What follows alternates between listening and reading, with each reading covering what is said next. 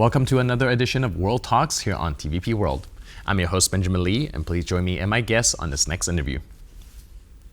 As U.S. sanctions hit Russia's energy giants, one of Europe's most visible effects may soon be empty pumps at the forecourts of Lukoil branded outlets. Joining us today on TVP World to analyze how these measures ripple through supply chains, energy markets, as well as national security fault lines is Daniel Czyżewski, with deep expertise on Central European gas and oil flows and sanction dynamics.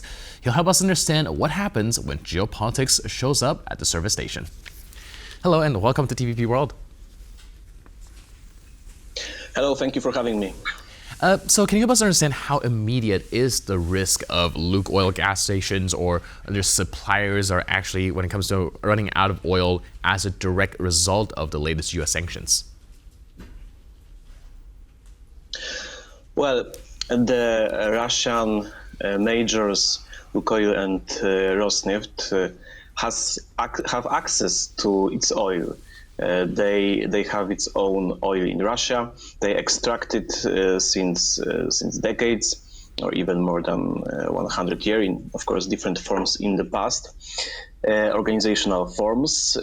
But what can be the effect of a new American wave of sanctions are their supply chains, are their operations in the regions, in the specific regions, and international environment.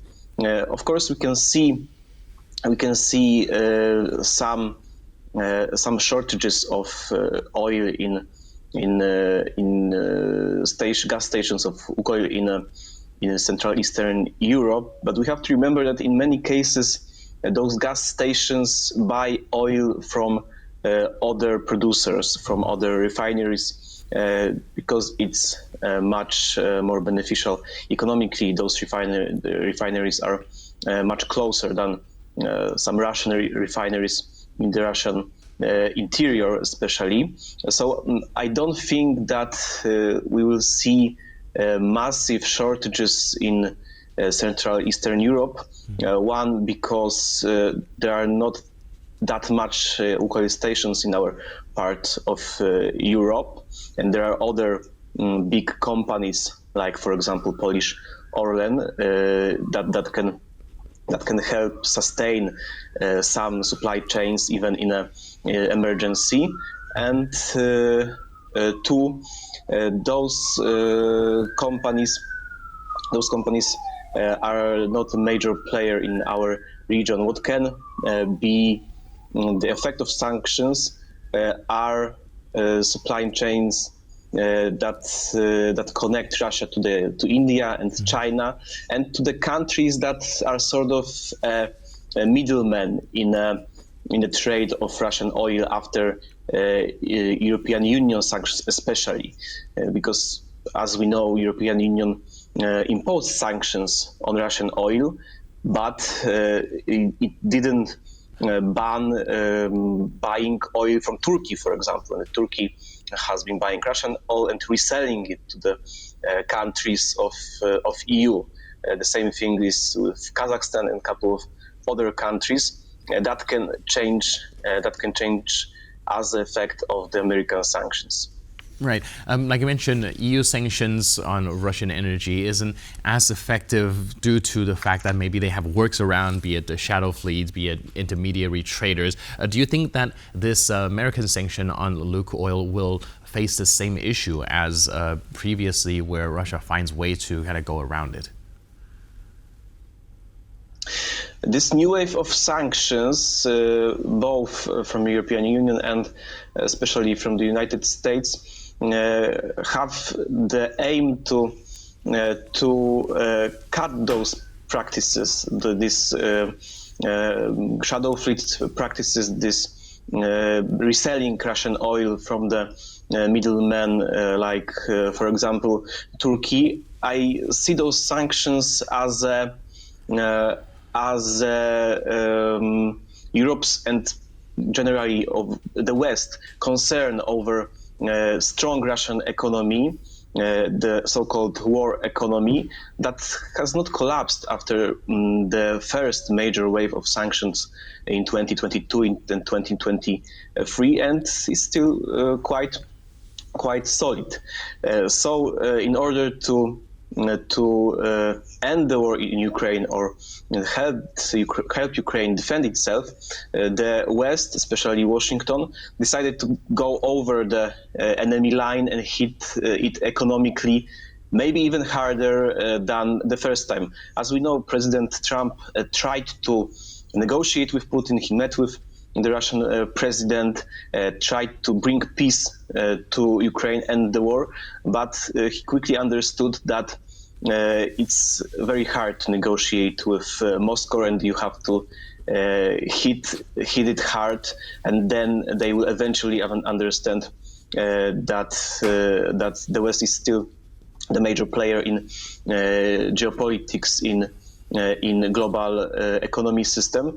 Because for me, the strength of the West, United States and Europe and other countries that portray themselves as Western is still huge in global economy, and is still not the possibilities were not exploited entirely to undermine Russian economy, to suffocate Russian economy, and make it less of a danger, both for Ukraine and for the entire Europe. We can see that more than 3 years after the full-scale invasion, Russia is not only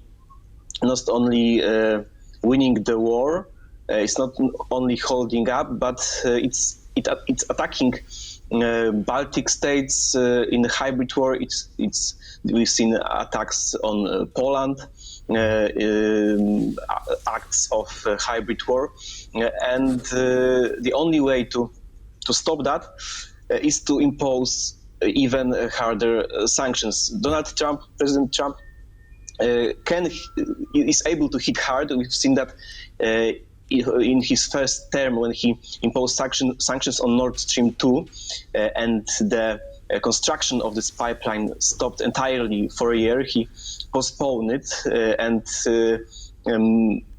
signed the sanctions that were very, very influential on that project, and he decided that he have to go sort of Reagan style with Putin. He's not able to negotiate with the Russian president and to make any kind of a deal. Right. Like you mentioned on the top of our interview, perhaps the impact for Central Eastern Europe, especially like Poland, is not as immediate due to the fact that we don't have that much Lukoil stations to begin with. But in the long term, do you see any knock-on effects for this sanction? Well, of course, it will have effect on Russian oil sector. We have to remember one thing: the EU sanctions on Russia, and this, let's call it first wave in 2022-2023, caused Russian gas sector to almost collapse. Now it's very weak compared to even 5 years ago or a decade ago.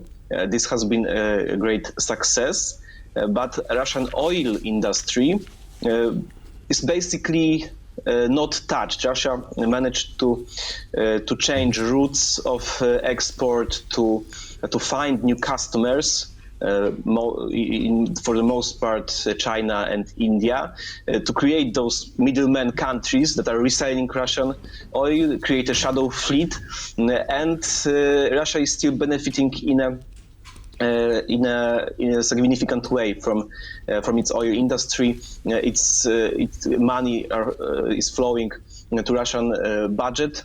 So the Western capitals decided to go to the war with Russian oil industry specifically, because in terms of natural gas, the war is almost won. EU will stop buying Russian gas in 2028. Right, so it does seem like the West is indeed taking one more collective step towards hitting the Russians' war coffer. Thank you so much for your input and insight. Really appreciate it. And thanks for being with us on TVP World. Thank you very much. Cheers. And thank you for tuning into this edition of World Talks. But for more news, update, and commentary, please stay tuned to TVP World.